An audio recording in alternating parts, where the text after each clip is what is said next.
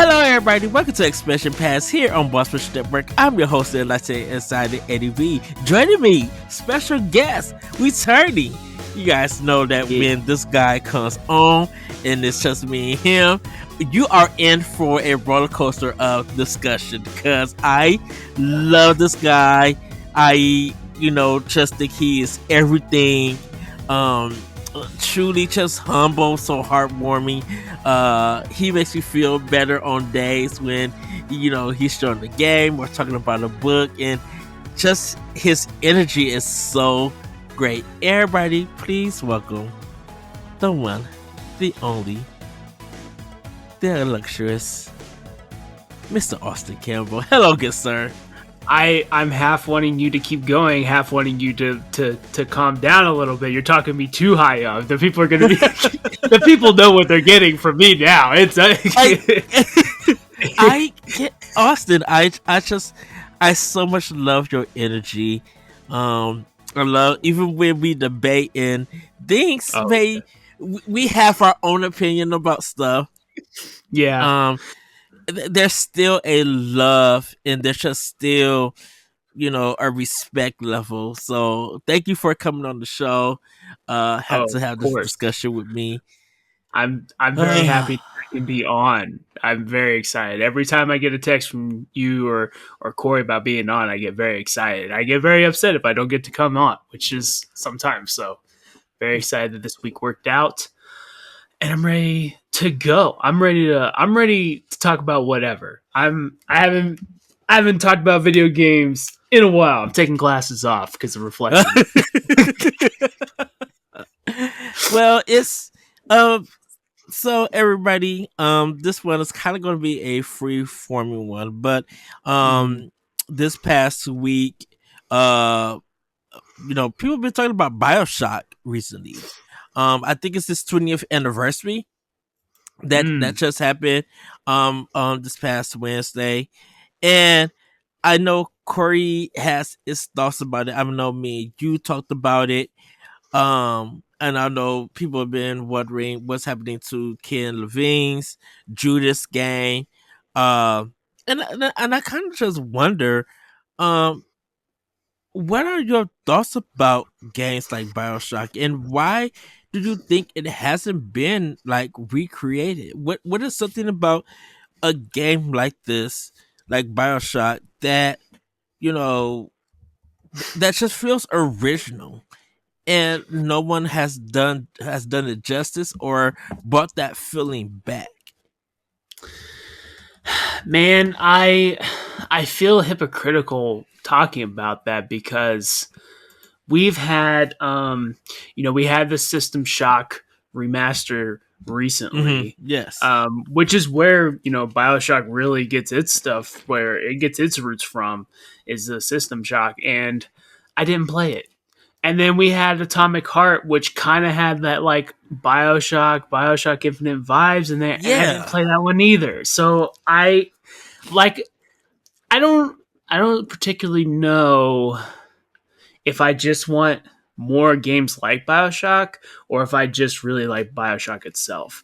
Like, to me, I understand if you're going into BioShock for the game itself, and you don't care about story, or you're not trying to extract as much from it as you can as far as that, as far as the world building goes and stuff like that, I think you might leave pretty disappointed just because it is old. It plays like a PS3 shooter, Xbox 360 type shooter.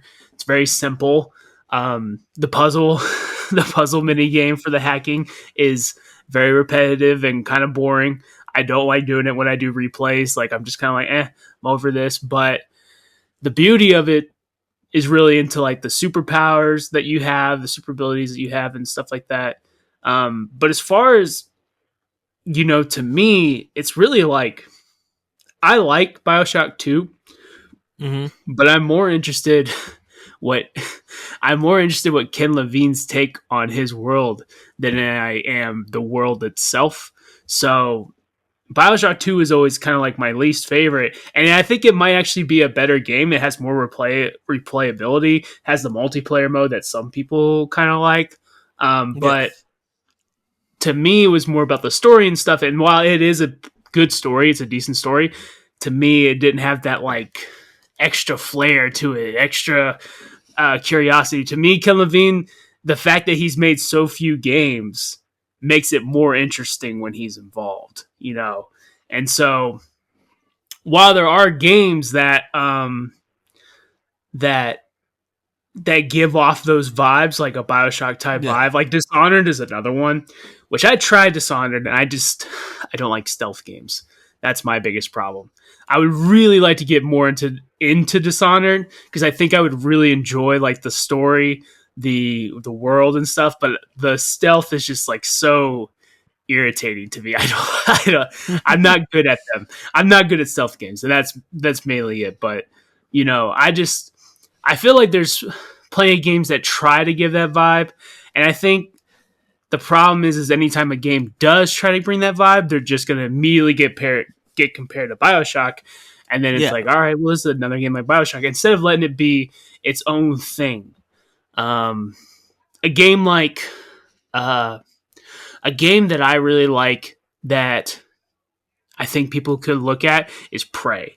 I think Prey, Mm. the remake, or reboot or whatever you want to call it, was the closest thing I've got to a game that made me feel like BioShock because the first person mode, the abilities that you have, it's way more involved as far as like mechanics wise that you can do with the mimic system and stuff like that. But Yeah. the idea of you being enclosured on this spaceship, being you're going to be traveling all the day, all the weird stuff that's going on, it's tricking you into thinking one way, like, oh, in a normal game I should be doing this, and then immediately it's like, nope, that's not what you're supposed to be doing.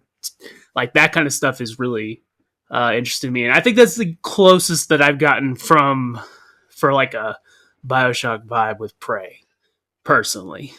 So Okay. I I think the reason I asked that question is because I feel like there are just certain games that, depending on like who the creator is involved, mhm. sometimes that that first game or something about it feels original and it cannot be like duplicate, like, Mhm. or it it can't be recaptured again when somebody else is like, they know the spirit of the game being made, but they can't bring recapture that spirit again until they make something of their own. Mhm. Like God of War was kind of that way when I think God of War 1 came out. God of War 2 and 3 were good and everything, but it really felt like God of War 4 was Santa Monica's what's his name? Kind of like baby in a sense. Like Yeah, it really felt like his idea yeah. for it. Well, and, like because God of War 2 and 3 was really just trying to build on what David Jaffe did on the first one, Yes.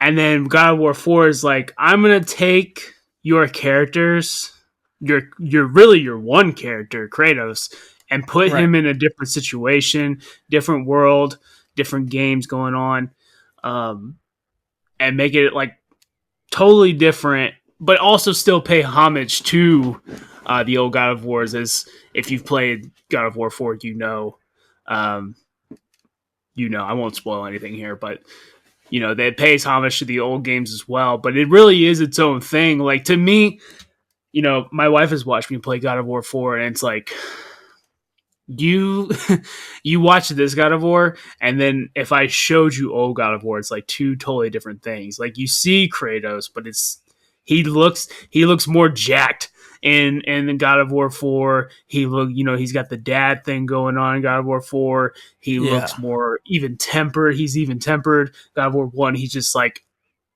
angry all the time. He's like he's like Incredible Hulk, he's like mad, and stuff. So it's it is interesting.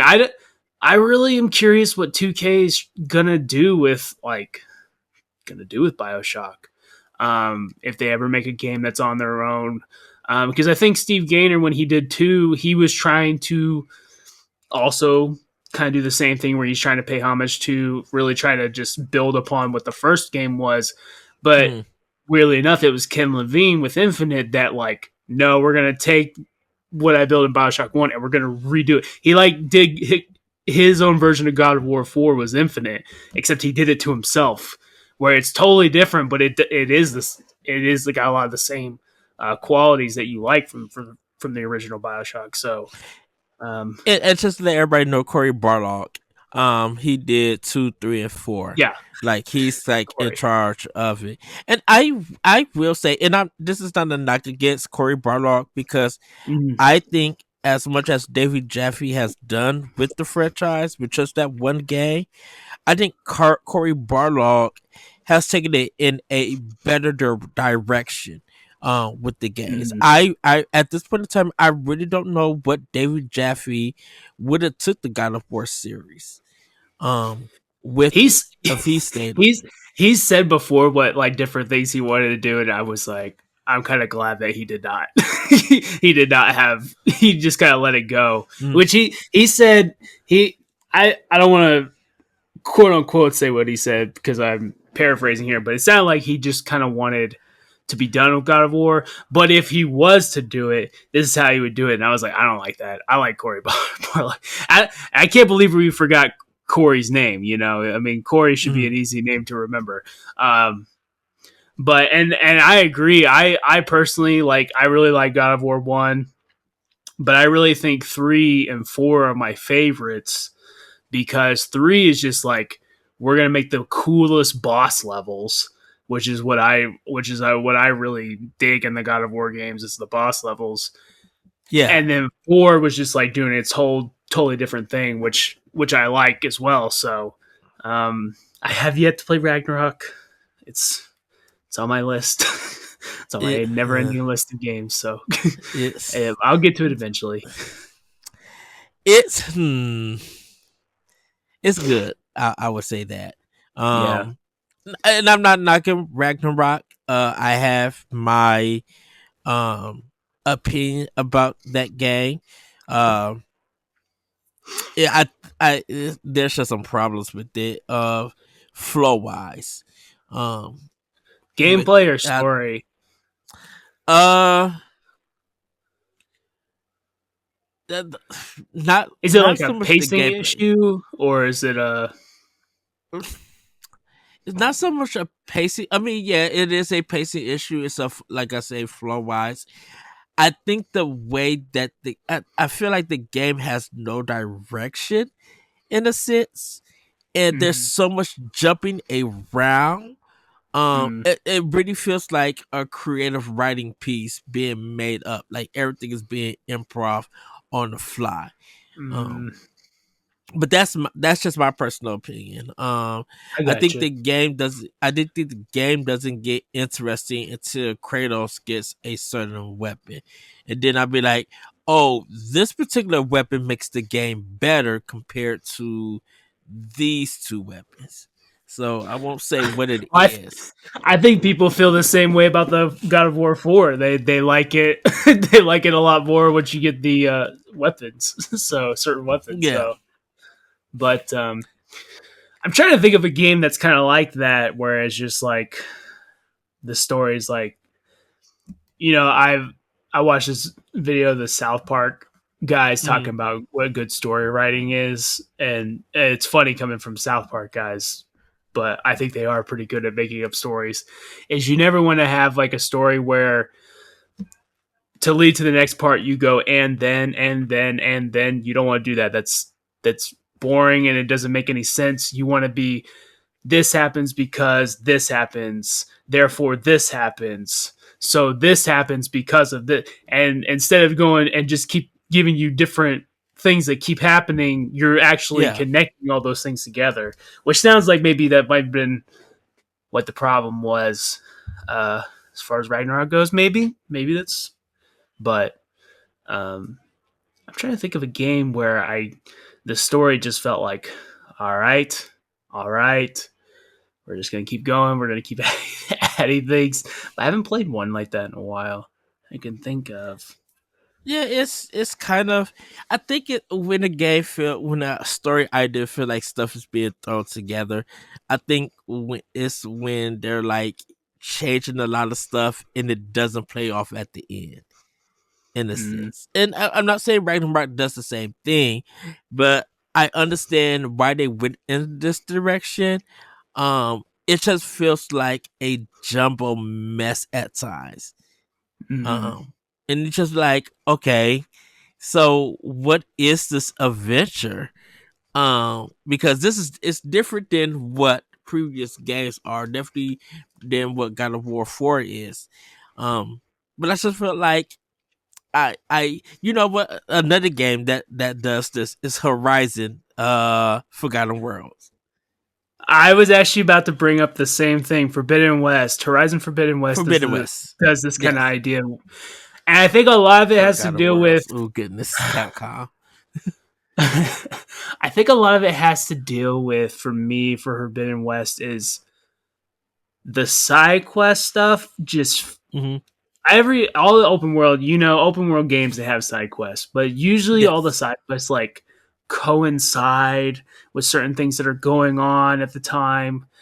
It just feels like all the side quests are just like, all right, Aloy's gonna have an adventure with this person now, and this person now, and this person now, and it's like by the time you get going on some of this stuff, it's like, what are we doing again? Like I remember finishing Forbidden West, and I was just like, all right, so that happened, and I feel like I feel like I don't know, something didn't click with me on Forbidden West, and there's a lot of stuff that's like, all right, I guess I'll accept this, but I don't really like it.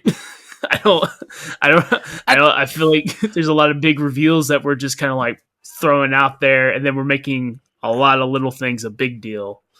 I think I think with Forbidden West was the fact that Aloy kept saying, "Well, I had to do it. No one else can do it. I had," and it just felt like every section that she moved onto, she always felt like it was her responsibility. And it's just like, Yeah, okay, this trope is getting old. I'm at this fourth part of the game, and she's doing the same trope, and it's getting old. It's not making the story any better. We know that she's on a quest to do this.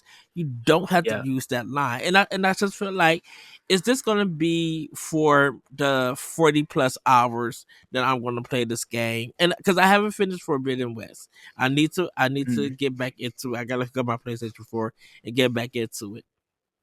Actually, I still gotta get my PlayStation 5 Pro.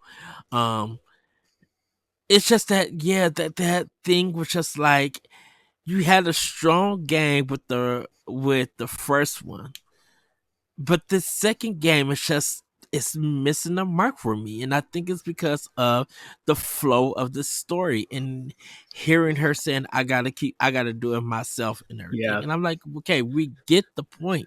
You don't have to say that. Because to me, in, yeah. in, a, in a sense, that's like almost bad writing. If you keep repeating the same thing over and over, like nothing changes. Do you mind if I spoil a little bit as far Go as ahead.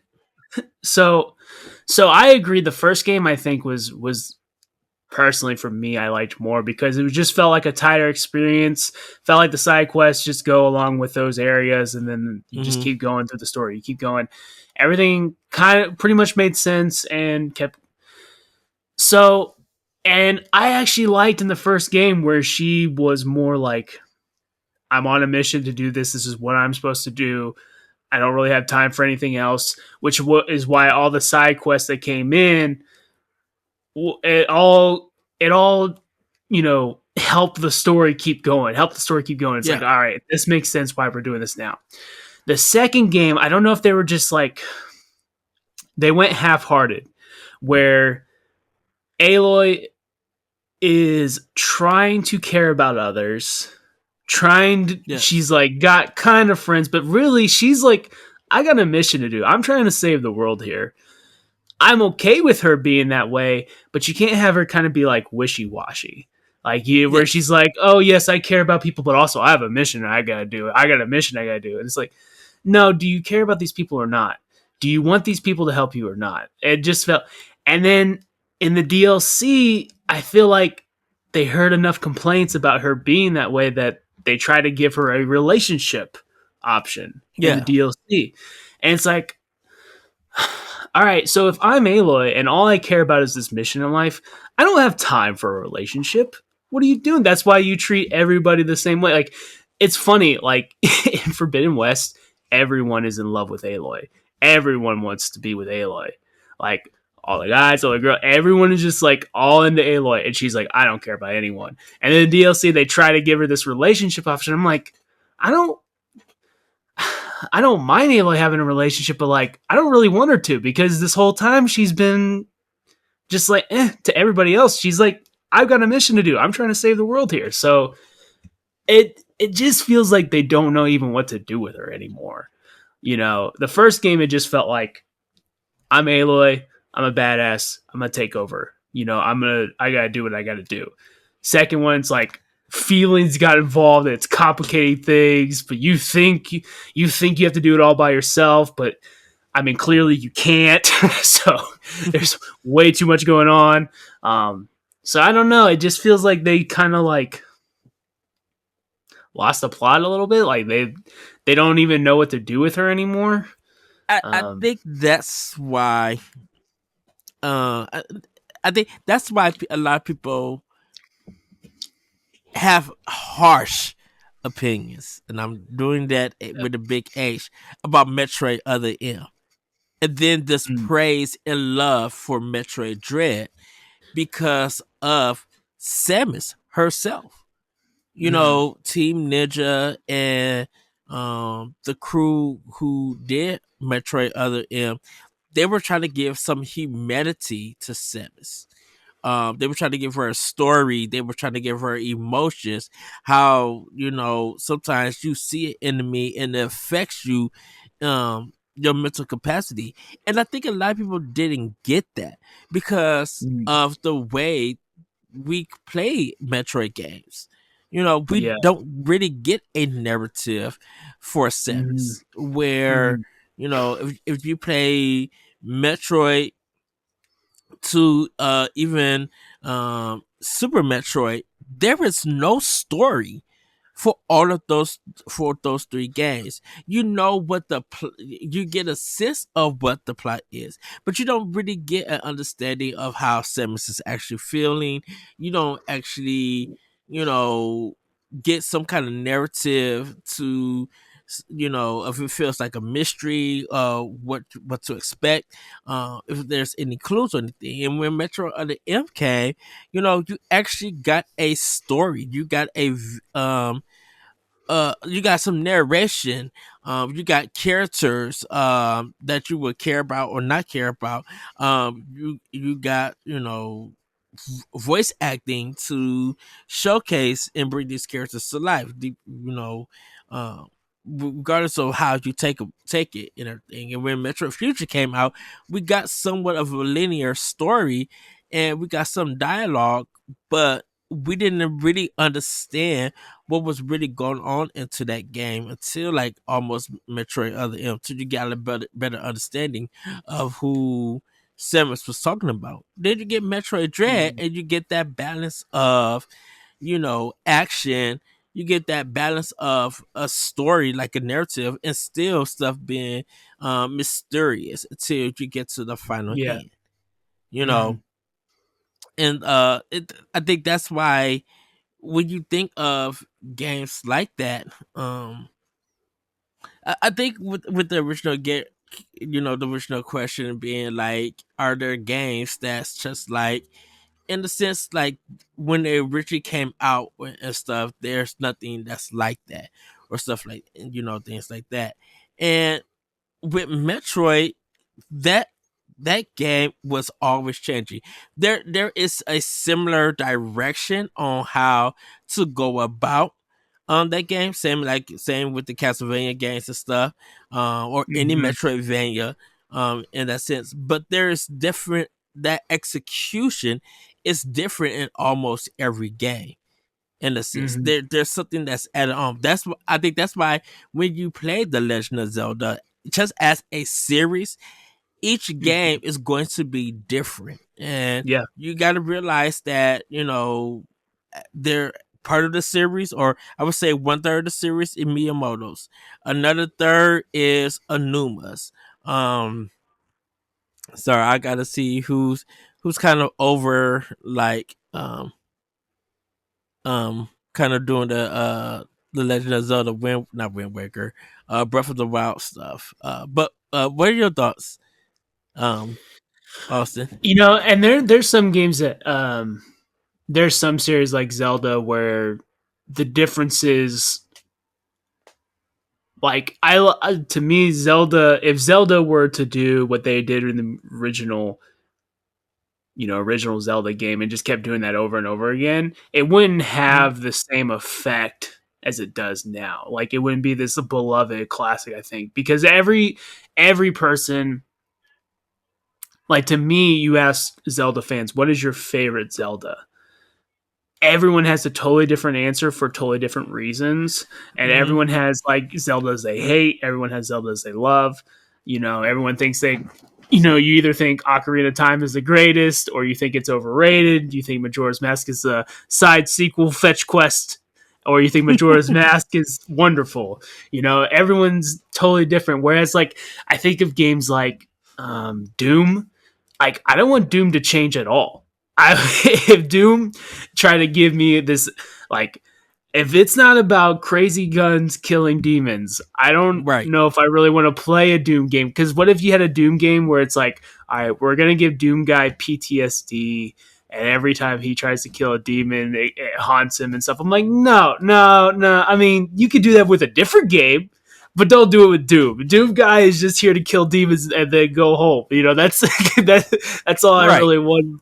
So there's different series where you want things to change, and there's some series like you want it to stay the same. Like, I'm thinking, and you want to pay homage to what's going on. You don't want to just like drastically change something. Like, if they like did BioShock 4, right? And then they're like, all right, there are going to be hordes of enemies. You're going to see numbers flying off of the enemies, like Borderlands, and you're gonna have crazy weapons. I'm like, well, this isn't Bioshock anymore. What are we doing here? Like, Yeah. you just took whatever you liked from it and slapped on a bunch of different stuff. Make a different game at that point. But that I just think there's like there's some games where there's no, and weirdly enough, a game like Doom, where we've seen so many like first person shooters come out and do their own thing, there's still nothing Yes. quite like Doom. You have your Shadow Warrior games that are kind of like Doom like, but it's still not Doom.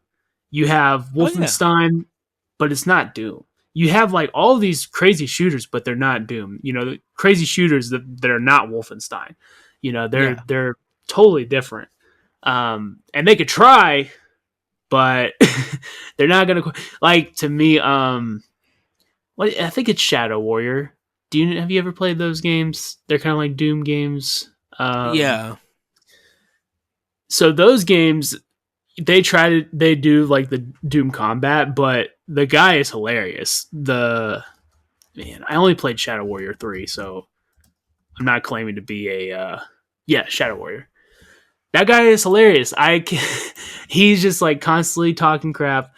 He's like killing enemies. He's got weird. It's kind of like Yakuza. It's got like a lot of Yeah. Yakuza weirdness into it and stuff. Japanese flair into it, and that's great because that differentiates itself from Doom, where Doom is just Doom and Duke Nukem. Like, those are just games that Yeah. you know what you're getting into them. So um, Which I which like. is why. Oh, go ahead. Well, I just like I like, and maybe that's just like me. Who am I to play as judge of what games Mhm. should differentiate themselves and what games should not? But I like games that stay the same, and I like games that constantly are changing their style and stuff. So Warhammer being another thing. Like, Warhammer, there's so many Warhammer games, and they're all completely like different. And Yeah. I don't even, you say a Warhammer title, and I'm like, I don't know which one that is. but I like I like I like some of them. So So, the person for the Legend of Zelda, the director now, is Hidemaru Fujibayashi. He directed Skyward Sword, Breath of the Wild, and Tears of the Kingdom, and yeah, he formerly worked at Capcom. I just looked up this Wikipedia, and this is an interesting thing, and we'll probably talk about it sometime in the future with the Legend of Zelda. I think when you ask now, when you think about it, you could ask, "What is your favorite Zelda games?" You'd be like, "What is your favorite Zelda from Miyamoto? What is your favorite from Anuma, and what is your favorite from Fujibayashi?" Because if you think of Fujibayashi, you're gonna say probably most people are gonna say Breath of the Wild. If you're gonna say Anuma, you have Ocarina of Time, you have Majora's Mask, you have Twilight Princess, you have Wind Waker. Those are mm, four games from him and his team. Those are major. But if you got to choose one of them, most people will probably go with Wind Waker. Most people will probably go with Majora's Mask and Ocarina of Time and Twilight Princess, which just have to battle it out for it. But if you go with Miyamoto, you probably going to just automatically say, well, of course, the Legend of Zelda: Link to the Past. Like, of yeah, course, some people love two, definitely love one, but I'm like, you're not doing dungeon design and boss design like Link to the Past. You know, Link to the Past is one of the games, one of the top down Zelda games that a lot of indie developers model their action adventure games around. So it's mm, just like it's kind of amazing to see when it comes to which Zelda game is the best. You kind of like, man, the choices are great to make, and I'm not even including um the handheld ones, like the Capcom ones, and yeah, um Link Between Worlds. So like, I'm not even including those because those will be added to the yeah. conversation I was gonna say too. that's a whole other thing. If you add all the all the handheld games, which are some of Yeah, my favorites, that you're getting to a whole bunch of different things. right. And so it's just like with with the directors that is on, like with the directors that is with the Legend of Zelda, you know, they all three have equal space. It all came in with creative ideas. Now, Onuma Yeah. is a producer on it, but Miyamoto still has some say in it. You know, Hmm. and he's probably getting his hands on. I think that's why I talk about Pikmin 4, and I think Pikmin 4 is kind of the best out of the series. Um, it's because Pikmin 4 feels like a Zelda game with dungeons in it. And when you I guess when you haven't felt a game designed by Miyamoto that from the past, and you just don't recognize his creativity or his input in the game, it feels weird when you do encounter it. Because it's like that, and I think that's why with BioShock, um, you know, with Ken Levine, that uh, that you feel that originality, you feel those ideas, and it's hard feeling them in any other game that wasn't designed by him. Same with God of War. Yes, David Jaffe did something, but I'm just like, now when you feel God of War, you feel Cory Barlog's God of War, and it's kind of Mm, even hard to recognize David Jaffe's design in a yeah. sense because Cory Barlog has put so much input to it. You'll be like, well, what is the best God of War? And surprisingly, I don't know how that conversation, the conversations or people's answers would go, but like if I personally have to say it, I think God of War 4 is probably the best. Ooh, it's either three or four for me.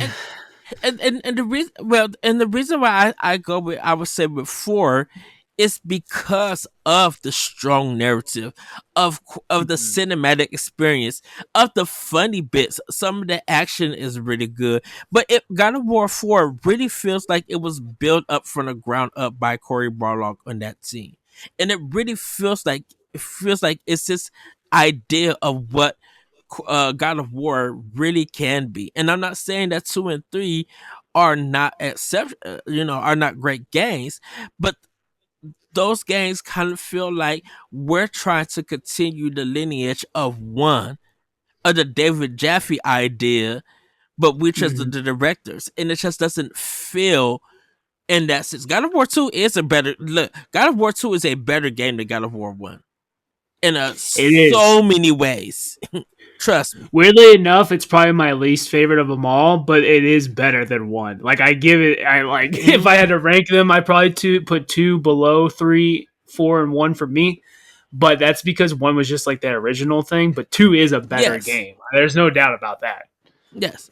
And so it's kind of those things that, and I haven't fully played all of BioShock 2. I have the collection. I do want to go back and play. But I think like when I played BioShock Infinite, that should be it, right? When it was in the sky. Mhm. Um Yeah. I understand what Ken Levine was trying to go for, but it lost this magic for some reason. And I think I was just like, I'm I kind of feel like, and this may be a me thing, and I think that's a Mhm. game that I need to revisit because I feel like I must be playing this game wrong. Because I think I tried to play it as like a continuation of Bioshock in its execution, but I think there's something missing in this game that I miss. Cause I love the introduction of Bioshock Infinite. I love when they, just how you think that this world is so great and it's so grand, but then you start seeing all the problems that come along with it. And I'm just like, Yeah. what am I missing? And I think there's something in the gameplay. It's something about Bioshock Infinite that I am missing. And I If it's don't game, know why. if it's gameplay, most people will tell Mhm. you do not play it like a shooter. Use your vigors more. Like use the special abilities and use the gun as like the secondary. Like most people will use the gun primary and your powers as secondary. But people are And like, if I you don't think really like combat, do it the opposite, which is weird, but it does make sense. which I think was the problem that I think I had, because with Bioshock, I barely use any of the powers. I mean, I saved all the Yeah. girls. I got the best ending in Yeah. Bioshock, and I think the reason why that one felt more like a shooter, and not like something that's creative using the powers. There was something about that game, about Bioshock, that I think I'm like, the narrative is strong with there. I know there's going to be some twisted turns, um, but I'm like, there's something that I'm not connecting, that I'm missing. So I think what I learned from Bioshock, I think I carried over into Bioshock Infinite, and I'm like, oh no, I'm playing this game wrong. And I got to the last, I got to the not, I didn't beat Bioshock. I got to that final battle. I guess it's on the ship or whatever, and I hate that fight. Uh, and it feels Oh, like, Bioshock oh, on Bioshock Infinite. You're talking Infinite, about yeah, well, yeah. I'll be honest, that that fight is terrible because they literally just throw so many enemies at you. It's just And like they're more, have it is, fun. right, and it just feels like they're more powerful than you. I'm like, what Yeah, am I doing wrong? Because yeah. They I have no I have no chance to defend I don't have no chance to run around and try to defend myself. Um, it just felt like, okay, I'm playing this game. I get to this ending part, this final battle. Spoiler, everybody, and it just feels unfair. Like the difficulty ramped up, and I'm like, what did yeah. I do wrong throughout this whole game? I'm Yeah. like, did I miss something? And it's so weird. And I guess that's It, not just it like, go ahead. it definitely plays like you should have been saving all of your stuff the whole time. Like if you felt like, oh, I have plenty of ammo, I have plenty of powers, like the whole game. And Hmm. then if you were just like kind of loose with it, didn't really care, wasn't saving anything up, if you get to that fight and you didn't save anything up, well, now you're definitely going to need everything. It's like, I think that's a common complaint about that game. I don't think you're the only one for that. And Me personally, I think the same way. I know now that when I play the game, you better save all your stuff, get ready for it. Don't, because if you got a lot of stuff, like it's like a Resident Evil game. Like imagine a Resident Evil game. Mm-hmm. They just keep supplying you with so much stuff. And you're like, oh, I don't have to worry about missing shots or anything on a zombie or whatever. No big deal. But then let's say it's like, all right, we're going to put 4 giant monsters in here. Hopefully you saved up that whole time. Hopefully you were saving your ammo that whole time. You're like, wait a minute, what game is this? This is like a whole different game now that I need all this ammo for. It's like you should be having the ammo for a Doom game all of a sudden. Like it's because you didn't save anything. So I can see that being an issue. And that I think that's a lot of people's least favorite part of that game. And that is my favorite, like 1 and Infinite are my favorite games of all time. If you ask me on a certain day, I will say Infinite is my favorite game. That's a big complaint, and I understand it. Like Infinite, I don't know if Infinite's really a better game than 1. It definitely plays better than 1, but I just personally love that story so much that I just and it and don't get me wrong, BioShock Infinite story is strong. Yeah, BioShock story is very strong. Both of those games are strong, but there's just something missing in Infinite, I think, personally, for me. And I think it's time for me to do a replay to be like, you know what, I'm gonna throw BioShock on easy, go through that game. I'm gonna throw BioShock Infinite on easy and go through that game and see what I miss and everything. And I can do easy on BioShock. Like I don't know. I'm talking about the challenge, everybody. I'm doing it on easy, so to see what did I miss. As I've gotten older, easy mode there's no problem with easy mode, man. Just play the way you want to play. I don't have time to like bash my head against the wall on certain things. Weirdly enough, I just thought of it. There's a game I recently played, Nier Automata, that I felt the same way. I played most of that game like, this is kind of easy. Like, I feel like this is really easy. I always feel like I'm over leveled. And then at the very end, I'm like, what the heck? This just got like extremely hard out of nowhere. What the heck? Yeah. So I definitely I can feel that pain. But yeah. Nier Automata, great game, by the way. Very good. Yes. I own it on PlayStation 4. I think I need to get it on Series X, but I also got the Switch version for it. What everybody? Well, one more thing. Oh, go ahead. We talked about God of War. I just learned about this game. Have you heard of the game Captain Blood? No, I never heard of it. So, I was watching a Game Ranks YouTube video, and he was talking. Shout out to Falcon. I really like Falcon on there. He was doing a list of 10 modern games, so games that have come out pretty recently that feel like 2000s games. And number 1 on his list was this game called Captain Blood, which is not out yet. It's got a demo out on at least PC. I don't know about everything else yet. It's coming to Switch, PS4, PS5, Xbox One, Series S, according to the wiki page. So this game has been in development since 2003. It was, let's see, when did it get so in June 2008, a trailer was released and media outlets were able to play the game. A website launched in July 2010. Then around the same time, PlayLogic declared bankruptcy and underwent restructuring. And then after 10 years of inactivity, the full 1.0 version of the game was leaked online and made available on torrent sites. So this game has been in like development hell for. So the game was set to be released in 2006 on PC and Xbox. I guess it was an Xbox timed exclusive, and then moved to the 360. So since 2006, this game was supposed to be released. It's getting released in May. And if you look up the game Captain Blood and you watch it, it looks exactly like God of War but pirates. Like it looks like God of War, plays like God of War. You have the there's coins coming out instead of the souls. He's got all the like crazy. You gotta look up this game, man. It's pretty. It was like watching it. It was like this is very interesting, and the story behind it is insane. I mean, they've been working on it for 19 plus years, and they're gonna release it. Where's the studio at? Let's see. The studio is the developers are Seawolf Studio, General Arcade. Their wiki page doesn't have a link to it, so I don't really know what else they've worked on.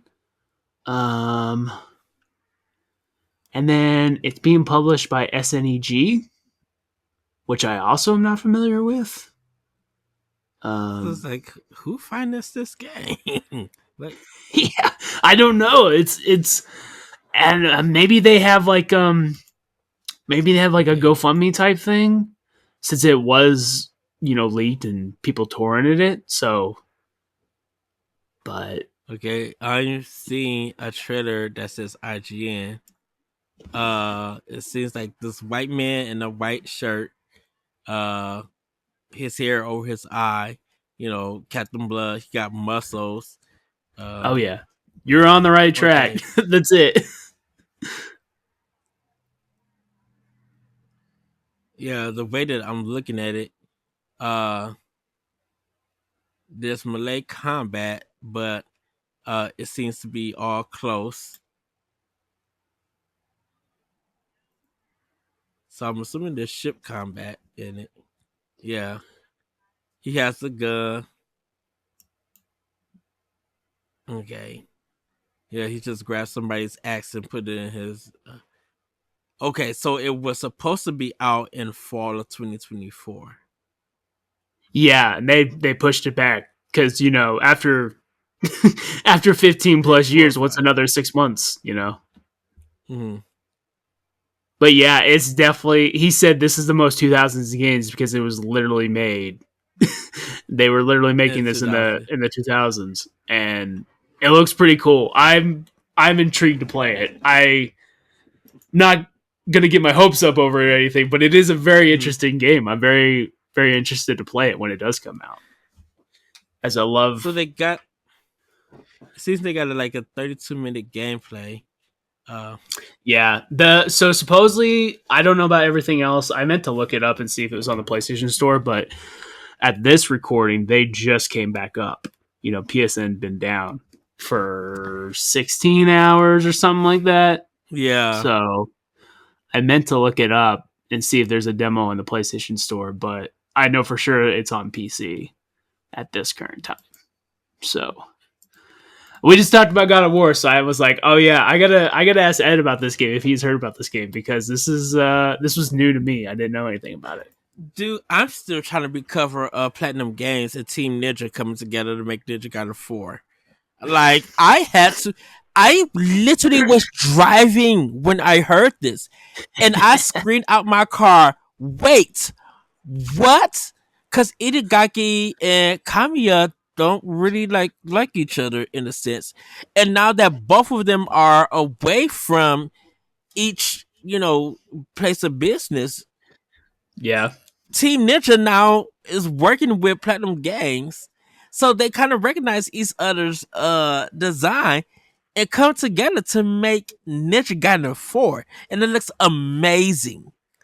Yeah, I'm not a Ninja Gaiden person. I appreciate him, but yeah, I was that was like, and that's one of those deals. Those are those kind of matchups that like Team Ninja and Platinum Games. Okay, perfect. Sounds great. Sounds like a great combination. Right. It'd be like EA and PlayStation making a games of service game. It'd be a wonderful matchup. Be a great matchup together. They can do it. No, it would not. Everybody would be like, "What is this trash? What is this?" They would. It could have been the greatest game ever, and no one would be like, "No, we ain't trusting that again." EA, PlayStation, no way. We're not doing a game of service. No more. No more. Yes.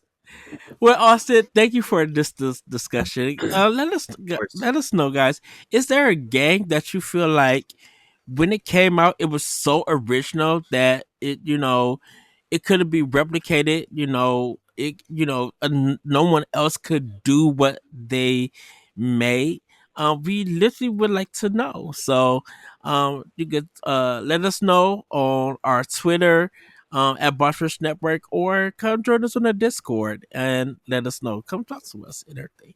But then, everybody, have a great week, have a great weekend, and we'll see you next time on Expansion Pass. Bye, everybody. Later, guys. If you want to see how you can become a Patreon producer, head on over to patreon.com/BossRushNetwork.